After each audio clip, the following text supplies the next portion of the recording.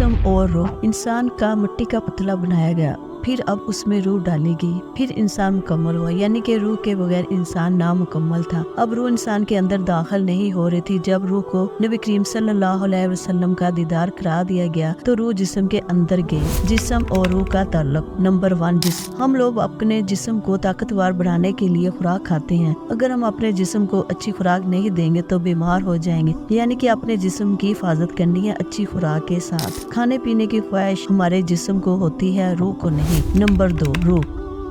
हमारे जिस्म में रूह है तो हम जिंदा है। रूह को कोई खाना पीना नहीं चाहिए। रूह की ग़िज़ा क्या है? वो ताज़ा रहे। अल्लाह ताला ने तमाम रूहों से वादा लिया था कि ए रूह, मैं तुम्हारा माबूद हूँ, मेरे सिवा कोई इबादत के लायक नहीं, तुम सिर्फ मेरी इबादत करोगी। तो रूहों ने अल्लाह ताला से वादा किया था कि हम तेरे सिवा किसी की इबादत नहीं करेंगे, सिर्फ तेरे आगे झुकेंगे। अब रूह को कौन सी ग़िज़ा चाहिए? रूह की ग़िज़ा हम नमाज पढ़े, कुरान पढ़े, रमजान के रोजे रखें, ज़कात दें, हज करें, यानी कि तमाम अच्छे काम जो हमारे इस्लाम में है। इन सब कामों से रूह ताज़ा दम रहती है, क्योंकि रूह पाक है। जो लोग अपनी रूह को अच्छी तरह से इस्तेमाल करेंगे उनकी रूह खूबसूरत से खूबसूरत होती चली जाएगी। अब जो लोग कहते हैं कि हमारी रूह खाने के लिए ये चीज मांगती है, यानी गरम गरम रोटी हो, गरम गरम सालन, शादियों में नजर आए इस खाने में क्या पका है, जल्दी खाना इकट्ठा करना, कोई चीज रह ना जाए, यानी घरों में, पार्टियों में, होटलों में, ढाबों में इंसान को बस खाने की तलब होती है। ये सब कुछ इंसान की लालच होती है जो शैतान की दी हुई है। इंसान समझता है कि अगर ये सब कुछ उसे ना मिला तो वो मर जाएगा। ये